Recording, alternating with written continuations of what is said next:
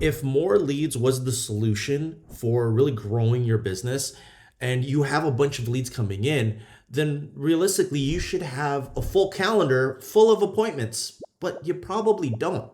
Now, why is that? Listen, one of the biggest lies in marketing right now is that if you have more leads, then you will create more business or drum up more business for yourself. But the reality is that is factually actually incorrect. Now, don't get me wrong, leads factually do matter, but only if you use them the right way. So stick around because by the end of this video, you're gonna know exactly what to do and how to do it in terms of turning these leads into actual books appointments. By the way, if we haven't met yet, my name's Emmanuel. I am the founder, kind of chief talking head guy of this cool little part of the internet. I also run a consulting agency specifically designed to help solopreneur service providers really grow and scale their business using systems. And listen, you're probably watching this video because leads are probably coming in, but they're not converting. Like they're not actually booking appointments. Maybe you're running some Facebook ads or some Google ads, or maybe some TikTok ads or whatever it might be. And you have a bunch of these people opting in and they're reading your emails, they're, watching your Instagram posts, whatever it might be. But the reality is it's not converting into actual conversation. And listen, when the calendar's empty, that's when the desperation starts kicking in. That's when you're like, oh my gosh, I need cash flow. I need a lead or I need something to close this week, because that inevitably ties into, how you're going to pay for basic business expenses, much less, living expenses. And when that happens, when the desperation starts kicking in, hey, guess what? You start developing, I don't know, I like calling it lead breath. Or prospect breath or desperation sales breath. But at the end of the day, you're just going to start chasing people and start offering discounted services just to get hopefully a client to close. But even at that, the reality is because you have this desperation breath, chances are when you're talking to these leads or prospects, when you actually eventually do get to talk to them, they're not going to say yes to you because they can hear the desperation, which is absolutely not a good feeling to have. So my goal for this video is real simple. I just want to show you a gap that you're potentially not thinking about and maybe try to figure out how to bridge that gap so that you can start converting these leads into actual booked appointments. But first, just some quick story time to add some context. One of the clients that we work with, or we've been working with for a little while now, his name is Jeremy. We did not have a lead gen problem for him. The reality is we were actually able to get a lot of leads for very, very, very, very extremely cheap. We filled up his pipeline with hundreds of leads, but the problem was the leads weren't actually converting. They weren't booking any appointments on his calendar. Now, why was this? Well, it's simple. It's because you have a lead who opted into essentially a lead magnet, and we have on one side and we have Jeremy on the other, but there's this gap in between. And the gap is essentially what we call this authority gap. And if there is no authority between this lead or that opted into the lead magnet and Jeremy, then there is no bridge to connect the two together. So what we essentially needed to do was we needed to build a bridge. And as soon as we built the bridge, it made it a lot easier for the complete stranger that opted into this lead magnet or this lead to, cross this bridge and actually get onto a booked appointment with Jeremy. Now, how we did this, it was actually really, really simple. So check this out. What you see here is what we call the value seesaw. And if you're familiar with my channel, then you've probably seen this before. But at the end of the day, we need to be reminded more than we need to be taught. So let me just give you the quick refresher. Basic idea is that we want to get a lead. And we're going to put this lead on one end of the seesaw. And we're going to say that this lead weighs 100 pounds. And the idea is that we want the seesaw to swing the other way. Lead raises their hand. They say, oh my gosh, Jeremy, I've been following your stuff for a while now. Hey, let's work together.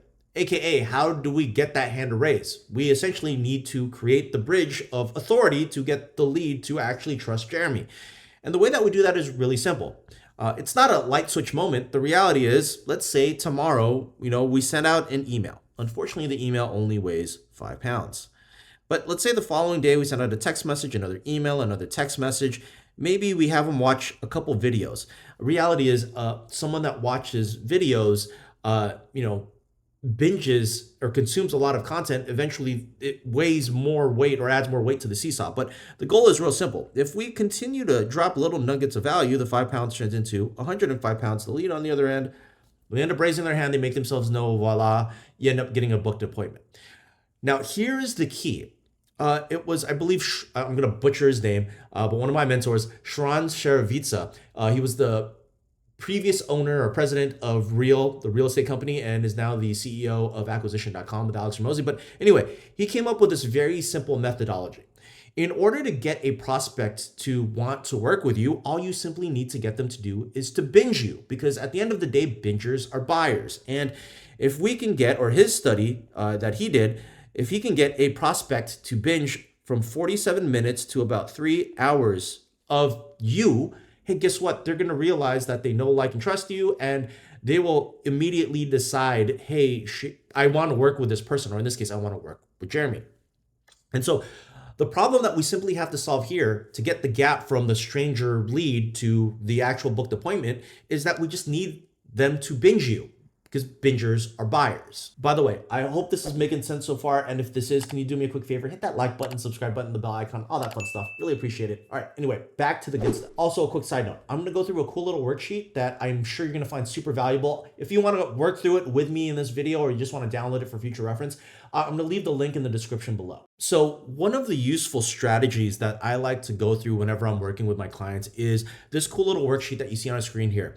It's called the binge worksheet, because remember, bingers are buyers. So the goal is that we have to come up with content that our leads and our prospects can binge or consume to get them up to 47 minutes. So you can write emails, you can create videos, but at the end of the day, we have to identify the topic. So let me just kind of show you a quick example of how I would run through this with a potential client. Now, we've been talking about CFOs, so let's use the example of, I am a CFO, or maybe you're a CFO, or fractional CFO, and you are specifically targeting, maybe IT founders. So the way it works is real simple. First kind of column here is we want to identify our avatar. And the way that we do that is we have to call them out. So we're going to say IT founders. But the thing here that a lot of people mess up is that they just stop at IT founders. Realistically, at different rungs of revenue for different businesses, there are a different set of problems. So make sure you include how much revenue this IT founder is potentially doing annually. So let's say IT founder is doing 500K to about 5 million.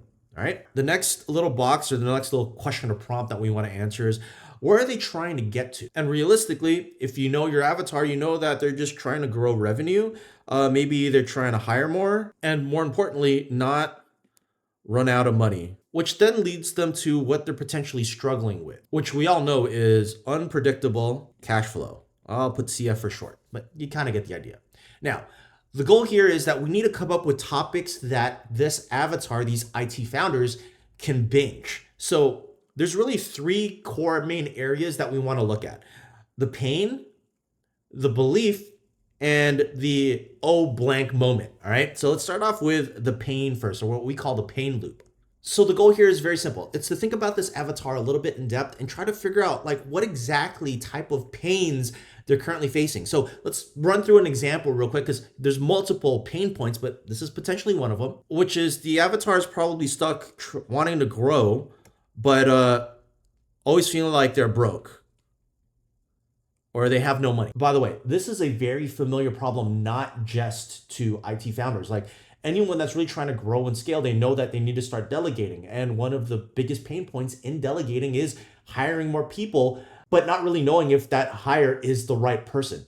And if it's not the right person, then you end up wasting a ton of time. So this is by far 100% one of those really, really big pains that not just IT companies, but a lot of founders face.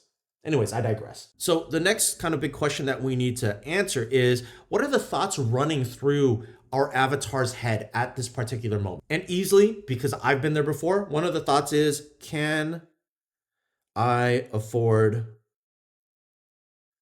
this person?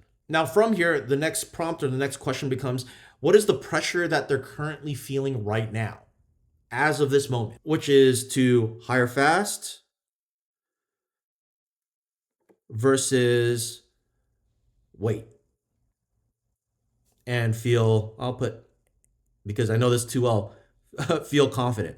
All right, perfect. Now we have a very clear topic or a clear pain point that a potential IT founder would be facing as they're trying to grow their business. They want to grow, but they always feel broke. So, what they're really thinking about is, how can I afford this person, or how can I find and really hire the right person? But the reality is, do they really want to hire fast or wait until the timing is right?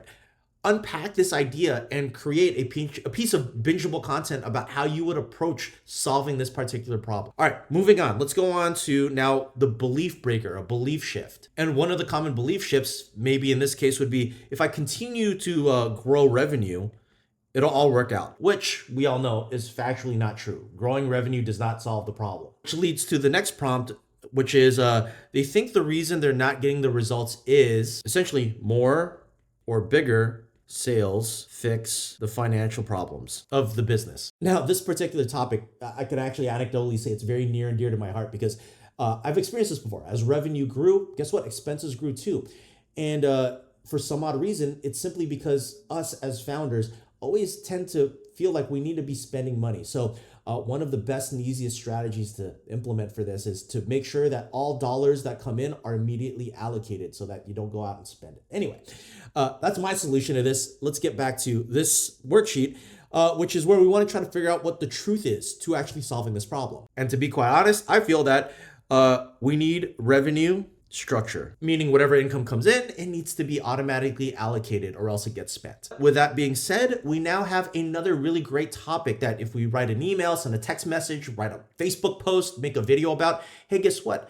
Our consumer will binge that because they're going to feel like, oh, wow, hey, that's me. All right, let's move on to the last one, which is the oh blank moment. So a great example of this is that the business can still grow, but still fail. Now, how is this possible? Well, it's simple. It's because we need to identify the moment that they understand what the real problem is actually. And in this case, because there's no visibility of cash flow. If you don't know what's coming in, what's coming out, where it's all going, hey, guess what?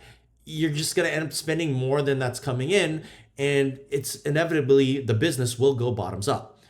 So the goal is that we need to get them to start thinking a different way, start thinking about something else. And in this case, a potential new line of thinking would be create some clarity on the numbers because that will give me the right next move. All right, let's zoom out for a minute.